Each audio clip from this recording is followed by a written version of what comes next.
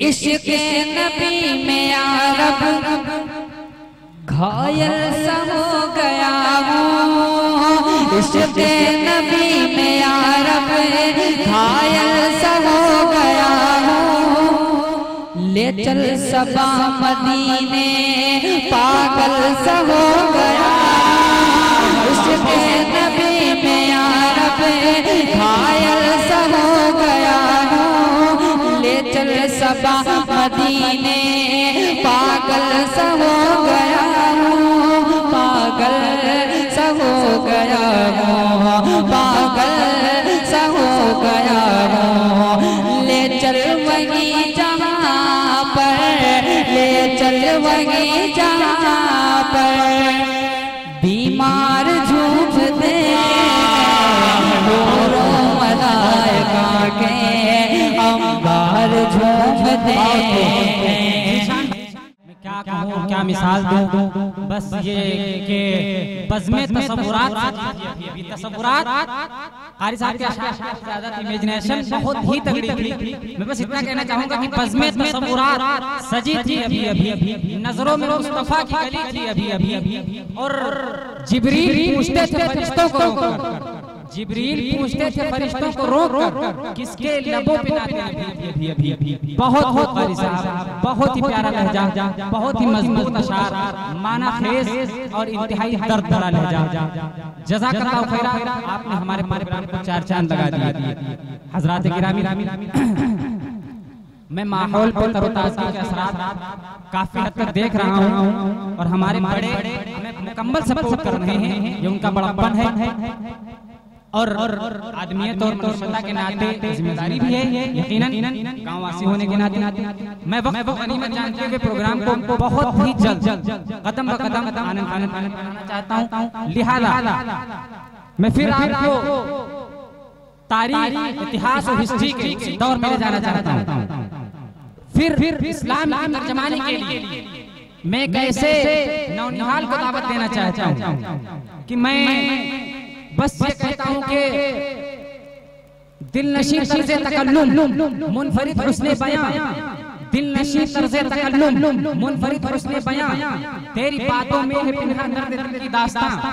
मैं आप हज़रात के रूबरू करना चाहता हूँ अपनी बस्ती, महल्ले और गांव के एक होनहार, नौनिहाल, काबिल, फाजिल हमारे अजीज दोस्त मौलाना मोहम्मद सुहेल साहब, मुताल्लिम जामिया सय्यद अहमद शहीद कटौली लखनऊ को, जो काफी लंबा सफर तय करके आए हैं, मलिहाबाद में इमामत करते हैं। मैं इनका बहुत शुक्रगुजार हूँ। हमारे अजीज दोस्त हैं, हमारी दावत पे इन्होंने लब्बैक कहा, आए और अपने बहुत ही अहम पंद और नसाइह से हज़रत का बयान हमारे मामलात कैसे हों, हमारा एक दूसरे के साथ क्या रवैया होना चाहिए, हम एक दूसरे के साथ क्या बिहेवियर करें, क्या सलूक करें, वो चीजें आपको इनके बयान में मिलेंगी।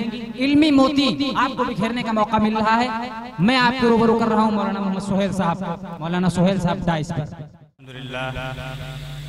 अल्हम्दुलिल्लाहिल्लज़ी कफ़ा वस्सलातु वस्सलामु अला मन ला नबिय्य बअदह, अम्मा बाद। अऊज़ु बिल्लाहि मिनश शैतानिर रजीम, बिस्मिल्लाहिर रहमानिर रहीम। क़ाल अल्लाहु तआला या अय्युहन नासु इन्ना खलक़नाकुम मिन ज़करिन व उन्सा वजअलनाकुम शुऊबन व क़बाइला लितआरफ़ू इन्न अक्रमकुम इंदल्लाहि अत्क़ाकुम इन्नल्लाहा अलीमुन ख़बीर। व क़ाल नबी सल्लल्लाहु अलैहि वसल्लम कुल्लुकुम मिन आदम व आदम मिन तुराब। व क़ाल अलैहि सलातु वस्सलाम। उनका जो काम है वो अहले सियासत जाने, उनका जो काम है वो अहले सियासत जाने, मेरा पैगाम मोहब्बत है जहां तक पहुंचे।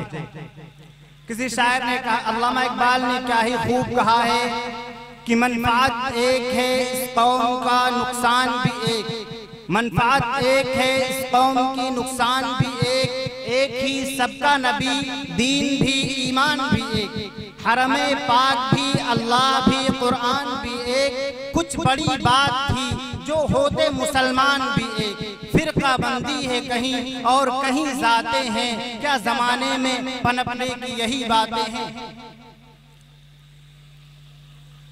डाइस पर तशरीफ फरमा मुहतरम व मुअक्कर उलमाए किराम, शुआराए इज़ाम और इस जलसेगाह में तशरीफ फरमा मेरे मुहतरम बुजुर्गों, दोस्तों, भाइयों। इस्लाम एक कामिलो मुकम्मल ज़ाब्ते हयात है जो जिंदगी के तमाम शोबों में इंसान की भरपूर रहनुमाई करता है। पैदाइश से लेकर मौत तक इंसान की जिंदगी में पेश आने वाले तमाम मुआमलात और मसाइल को सुलझाता है और इसकी आफाकी तालीमात जुमला नौए इंसान के लिए बाइसे अमन व अमान और हिफाजत का ज़ामिन है, जिसे हमने फरामोश कर दिया है। हजरात, आज हमारा समाज और हमारा मुआशरा मौजूदा करप्शन और फितनो फसाद की आमाजगाह बना हुआ है। इंसान इंसान से भाग रहा है, दोस्त दुश्मन बना जा रहा है, भाई भाई का दुश्मन बना हुआ है, अजीज पड़ोसी पड़ोसी से जल रहा है, अजीज व अकारिब हसद से जले और भुने जा रहे हैं। मुआमलात में फसाद, लेन देन में फसाद, मुआशरत में फसाद, इलाकाई पैमाने पर फसाद, सूबाई पैमाने पर फसाद, हर जगह फित्नो फसाद। गोया की दुनिया सियासत और हुकूमत में फसाद और मुल्क मिल्लत में फसाद। गोया की दुनिया ज़हरल फसाद फिल बर्री वल बहरी बिमा कसबत ऐदिन नास की तस्वीर बन चुकी है। इंसानियत सिसक रही है, बिलक रही है, खून के आंसू बहा रही है। हजरात, इन हालात में अगर कोई जाए पनाह है, कहीं अमन व अमान है, कहीं अमन व शांति है, कहीं सेफ्टी और तहफ़्फ़ुज़ है, तो इस्लाम के झंडे के साए तले है, इस्लामी तहजीब में है, इस्लामी तालीम में है, इस्लामी कल्चर और सकाफत में है। जहाँ जात पात की तमीज नहीं, जहाँ जात पात की तमीज नहीं, छूत छात में तफरीक नहीं, गोरे और काले की तमीज नहीं, पस्त और बुलंद का इम्तियाज नहीं, अरबी और अजमी में तफावत नहीं। पैगम्बर इस्लाम सल्लल्लाहु अलैहि वसल्लम ने हज्जतुल वदा के मौके पर यह फरमाया था, पूरी इंसानियत के हुकूक का जो अजीम चार्ट और मंसूब व मंशूर पेश किया था वो ये है। आप सल्लल्लाहु अलैहि वसल्लम ने फरमाया कि ला फज़ला लि अरबिय्यिन अला अजमिय्यिन वला लि अजमिय्यिन अला अरबिय्यिन वला लि अहमर अला अस्वद वला लि अस्वद अला अहमर इल्ला बित्तक़वा, कि किसी अरब वाले को किसी नॉन अरब वाले पर यानी किसी आजमी शख्स पर और किसी आजमी शख्स को किसी अरब वाले पर कोई फौकियत और तफावुत यानी बुलंदी हासिल नहीं। किसी गोरे शख्स को किसी काले शख्स पर और किसी काले शख्स को किसी गोरे शख्स पर कोई बुलंदी और फजीलत हासिल नहीं है, इल्ला बित्तक़वा, मगर ये कि वो अल्लाह का तक़वा रखने वाला हो, अल्लाह का परहेजगार हो, अल्लाह से डरने वाला हो। पता ये चला कि फजीलत और बुलंदी तक़वे की बुनियाद पर हो सकती है, तक़वे की बुनियाद पर हो सकती है, न कुर्सी की बुनियाद पर हो सकती है, न ओहदे की बुनियाद पर हो सकती है, मन माल और दौलत की बुनियाद पर हो सकती है, न हस्ब और नसब की बुनियाद पर हो सकती है। आदमी कितना ही बड़ा रईस हो, लेकिन सारे इंसान हैं, क्योंकि सारे इंसान हैं। अल्लाह की नजर में सब बराबर हैं। अल्लाह की नजर में वही बड़ा है जो अल्लाह का परहेजगार हो, अल्लाह से डरने वाला। अल्लाह तबारक व तआला ने कुरान करीम में खुद ही फरमा दिया, या अय्युहन्नास इन्ना खलक़नाकुम मिन ज़करिन व उन्सा व जअलनाकुम शुऊबन व क़बाइला लितआरफू इन्ना अक्रमकुम इंदल्लाहि अत्क़ाकुम इन्नल्लाहा अलीमुन खबीर। कि ए लोगों, सारे लोग, नास का जब लफ्ज आता है, नास से मुराद सारे लोग, हर तबके के लोग, वो किसी भी तबके से ताल्लुक रखते हों, वो किसी भी मजहब से ताल्लुक रखते हों, नास में सारे लोग शामिल हो जाते हैं। अल्लाह ने फरमाया, या अय्युहन्नास, ए लोगों हमने तुमको एक मर्द और एक औरत से पैदा किया, हमने तुमको एक मर्द और एक औरत से पैदा किया, और हमने तुमको यानी तमाम कबीलों और खानदानों में इसलिए तकसीम कर दिया ताकि तुम एक दूसरे से तारुफ हासिल करो, एक दूसरे से पहचान हासिल करो। और अल्लाह ये भी याद रखो कि अल्लाह के नजदीक मुकर्रब वो शख्स है जो अल्लाह से तकवा रखने वाला हो, अल्लाह से डरने वाला हो, अल्लाह से परहेजगारी करने वाला हो, अल्लाह से शर्म करने वाला हो। और इन्नल्लाह अलीमुल खबीर, और अल्लाह हर चीज से बाखबर है, हर चीज को जानता है। और फरमाया था नबी पाक अलैहिस्सलातु वस्सलाम ने, कुल्लुकुम मिन आदम व आदम मिनत तुराब, कि तुम सब आदम की औलाद हो, तुम सब आदम की औलाद हो। और आदम को चूंकि मिट्टी से पैदा किया गया, आदम को ये तो बता दिया कि तुम सब आदम की औलाद हो, पता चल गया, लेकिन ये बताने की क्या जरूरत थी कि मिट्टी से तुमको यानी आदम को मिट्टी से बनाया गया। पता ये चला कि बताने का मकसद ये था कि मिट्टी से तुमको पैदा किया। तुम्हारे अंदर इतना गुरूर और घमंड किस चीज का? मिट्टी का काम तकब्बुर नहीं, मिट्टी का काम बड़ाई नहीं, मिट्टी का काम जो है वो नरमी इख्तियार करना है, अपने आप को नर्म करना है, अपने आप को नर्म खू करना है। इसलिए मेरे भाइयों, हम सब आदम की औलाद हैं, हम सब मिट्टी से बने हैं, इसलिए हम अपने आप को दूसरों के लिए नर्म बनाएं, अपने आप को लोग दूसरों के लिए नर्म कर लें। ये हमारा नबी का पैगाम है। और फरमाया था नबी पाक अलैहिस्सलातु वस्सलाम ने, इन्नन नासा कुल्लुकुम इख्वा, कि तुम सब आपस में भाई भाई हो, तुम सब आपस में भाई भाई हो। मेरे मोहतरम हजरात, लेकिन आज ये हमारी बदनसीबी है, हमारी बदनसीबी है, हमारे समाज की बदनसीबी है, हमारे मुआशरे की बदनसीबी है, हमारे मुल्क की बदनसीबी है, हमारी कौम की बदनसीबी है, बल्कि अगर कहा जाए तो पूरी दुनिया इंसानियत की बदनसीबी है कि हमारे वहाँ छूत छात, जात पात में तफरीक, छूत छात, ना बराबरी, अदम मुसावात जैसे जराइम घर कर चुके। ना इंसाफी, बेरहमी, कता रहमी, ना हमवारी, बेराह रवी, हक हलफी, ना इंसाफी, बेइज्जती, बेहुरमती हमारा सेवा बन चुका है। जुआ, शराब नोशी, तिमारबाजी, जिनाकारी, बदकारी, फहाशी, उरियानी, ये हमारा सेवा है, ये हमारा शियार है। मेरे दोस्तों, हमें अपनी तहजीब की, अपने मुआशरे की फिक्र करनी चाहिए। हमें चाहिए कि हम अपने मुआशरे की इस्लाह की फिक्र करें, अपने मुआमलात की इस्लाह की फिक्र करें, अपने समाज की इस्लाह की फिक्र करें। और फिक्र करने के लिए जरूरी है कि हम मगरिबी तहजीब को, मगरिबी सकाफत को ठोकर मारें और उस तहजीब को अपनाएं जो हमारे आका ने बयान की है, जो हमारे रसूल सल्लल्लाहु अलैहि वसल्लम ने बयान की। क्योंकि नबी हमारे लिए आइडियल है, नबी हमारे लिए नमूना है, नबी हमारे लिए रहनुमा है। फरमाया था कि लक़द काना लकुम फी रसूलिल्लाह, अल्लाह ने फरमाया लक़द काना लकुम फी रसूलिल्लाहि उस्वतुन हसना, कि नबी की जिंदगी में तुम्हारे लिए बेहतरीन नमूना है, तुम्हारे लिए बेहतरीन नमूना है। इसलिए हमें आइडियल बनाना है नबी को, ना कि मगरिबी तहजीब को, ना कि मगरिबी सकाफत को। मेरे दोस्तों, क्योंकि नबी की रहनुमाई, नबी की हिदायत हर जगह मौजूद है। खलवत कदों से लेकर जलवत कदों तक, घर से लेकर बाजार तक, तिजारत और ज़िराअत से लेकर मुआशरती और इस दवाजी जिंदगी तक, हर जगह, हर माहौल में मेरे आका की तालीम मौजूद है। जिंदगी का कोई भी गोशा और इंसानियत की कोई भी ख्वाहिशो चाहत ऐसी नहीं है जहां नबी की तालीम बदर्जे अतम मौजूद हो। लेकिन ये हमारी आज की इस लुटी पिटी हुई इंसानियत की सबसे बड़ी खामी और खराबी यही है कि हमने नबी की सीरत को, सीरत नबवी को और चरागे मुस्तफी को अपने लिए मशाले राह बनाना तर्क कर दिया।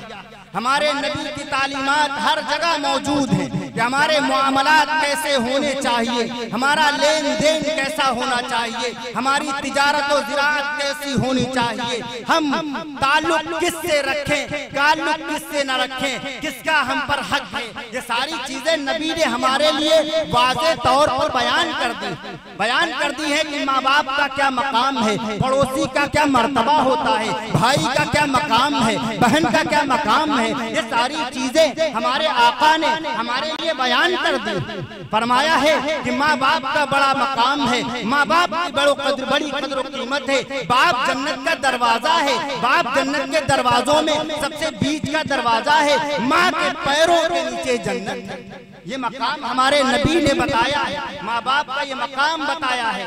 फरमाया हजरत एक शख्स आप सल्लल्लाहु अलैहि वसल्लम की खिदमत में हाजिर हुए। अब चूंकि माँ बाप के मुताल्लिक बात आ गई है तो माँ बाप की फजीलत पर कुछ बातें कर दी जाएं। मुनासिब है कि एक शख्स आप सल्लल्लाहु अलैहि वसल्लम के पास आए। फरमाया, ए नबी पाक सल्लल्लाहु अलैहि वसल्लम, कौन सा अमल अल्लाह तबारुक व तआला के नजदीक सबसे ज्यादा पसंदीदा अमल अल्लाह के नजदीक कौन है? फरमाया अस्सलातु अला वक्तिहा, कि नमाज का वक्त पर अदा करना। फरमाया सुम्मा अय्यु, फिर कौन सा? फरमाया बिर्रुल वालिदैन, वालिदैन के साथ हुस्न सुलूक का मुआमला करना, वालिदैन के साथ अच्छाई का बर्ताव करना। फरमाया सुम्मा अय्यु, फरमाया अल जिहादु फी सबीलिल्लाह। अल्लाह तबारुक व तआला ने माँ बाप के मकाम को कुरान करीम में बयान करते हुए फरमाया कि वक़ज़ा रब्बुका अल्ला ताबुदु इल्ला इय्याहु व बिल वालिदैनि इहसाना इम्मा यबलुगन्ना इंदकल किबरा अहदुहुमा फला तक़ुल लहुमा उफ़्फ़िन वला तन्हरहुमा वक़्फ़िज़ लहुमा जनाह ज़ुल्लि वर्रहमा। कि अल्लाह तबारुक व तआला ने तुम्हारे लिए ये तय कर दिया है, अल्लाह तबारुक व तआला ने तुम्हारे लिए ये फैसला कर दिया है कि तुम अल्लाह के अलावा, अपने खालिक व मालिक के अलावा किसी की परस्तिश मत करो, किसी की इबादत मत करो, किसी के आगे सजदा मत रखो, अपने पालनहार का सजदा करो, अपने पालनहार की इबादत करो। और फरमाया अपने वालिदैन के साथ हुस्न सुलूक करो, अपने वालिदैन के साथ अच्छाई का मुआमला करो। और अगर तुम्हारे वालिदैन में से दोनों या एक बुढ़ापे की उम्र को पहुंच जाए तो उन्हें उफ तक मत कहना और ना ही उनको झिड़को, उनसे नर्म गुफ्तगू करो और उनके लिए अपने दस्ते बाजू को झुका दो, अब नरमी के साथ झुका दो और उनके लिए अल्लाह से दुआ करो कि अल्लाह इन पर रहम फरमा, जैसा कि इन्होंने मुझको बचपन से पाल पोस कर बड़ा किया। ये माँ बाप का मकाम है, हमारे इस्लाम ने माँ बाप का ये मकाम रखा है।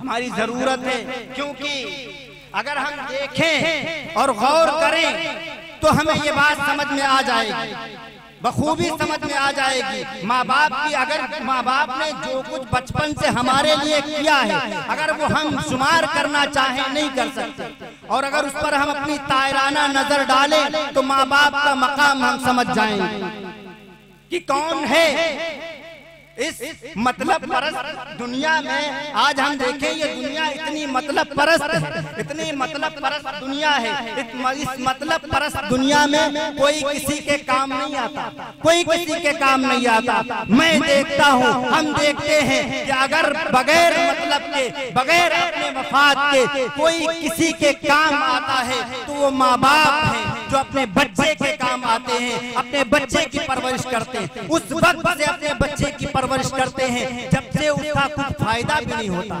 वो इतना बड़ा बच्चा माँ बाप को क्या फायदा पहुंचाएगा? वो चीखता चिल्लाता है, तकलीफ तो माँ बाप को होती, उससे क्या फायदा? अगर चाहे तो बचपन में ही गला घोंट कर मार दे, लेकिन फायदा भी नहीं है, उस वक्त कुछ फायदा भी नहीं है। फिर भी तकलीफें बर्दाश्त करते, फिर भी परेशानियां झेल कर हमें जवान करते, हमें पढ़ाते, हमें बढ़ाकर बड़ा करते। ये है माँ बाप का। तो हम इन बातों पर गौर करें और माँ बाप के मकाम को समझें, उनके साथ हुस्न सुलूक का मुआमला करें और अपने रहन सहन में तब्दीली पैदा करें, अपनी तिजारत और ज़िराअत में तब्दीली पैदा करें, अपनी तिजारत को सच्चाई के साथ करें। नबी सच्चे ताजिर की जो फजीलत है वो नबी पाक सल्लल्लाहु अलैहि वसल्लम ने बयान कर दी। अत्ताजिरुस सुदूकुल अमीनु, अत्ताजिरुस सुदूकुल अमीनु मान नबिय्यीन व सिद्दीकीन व शुहदा, कि पूरी सच्चाई और अमानतदारी के साथ तिजारत करने वाला ताजिर, पूरी सच्चाई और अमानतदारी के साथ बिजनेस करने वाला शख्स, बिजनेस करने वाला ताजिर, वो आखिरत में नबियों के साथ होगा और सिद्दीकों के साथ होगा और शहीदों के साथ होगा। ये है सच्चे ताजिर का मकाम। चूंकि मेरा मौजू था मुआमलात, इसलिए चंद बातें मुआमलात पर कर दी जाए। अपने मुआमलात को दुरुस्त करो, अपने मुआमलात को हराम से और नाजायज चीजों से बचाओ। हराम चीजें हमारे मुआशरे में क्या हैं, हमारे इस्लाम ने किन चीजों को हराम किया है। वो माल जो किसी से हड़पा जाए, किसी से छीन लिया जाए, किसी से गसब कर लिया जाए, वो नाजायज और हराम है। आदमी आज जो माल दूसरे का जबरन छीन लेता है, वो ये समझता है कि वो अपने माल में इजाफा कर रहा, दूसरे की खेती को अपने खेत में शामिल करके वो ये सोचता है कि उसने अपने खेत की मिकदार बढ़ा ली, दूसरे के माल को अपने माल में शामिल करके वो ये सोचता है कि उसने माल में इजाफा कर लिया। हालांकि ऐसा नहीं है, ऐसा नहीं है। उसने अपने माल में इजाफा तो बिल्कुल नहीं किया, बल्कि अपने आप को जहन्नम का मुस्तहिक जरूर बना दिया, जहन्नम का मुस्तहिक बना दिया। इसलिए हम सब की अव्वलीन जिम्मेदारी ये है कि मुआशरे की इस्लाह के लिए और समाज की इस्लाह के लिए कमरबस्ता हो जाए और अपने मुआशरे की इस्लाह करें। और आखिर में मैं अराकीन कमेटी को, जमीयत शबाब की तमाम अराकीन को मैं शुक्रगुजार हूँ कि उन्होंने मुझे से हकीर और फकीर को मदऊ किया। अल्लाह तबारक व तआला इस कमेटी में बरकत अता फरमाए और इसको ताउम्र कायम रखे। आखिर दावाना अल्हम्दुलिल्लाहि रब्बिल आलमीन।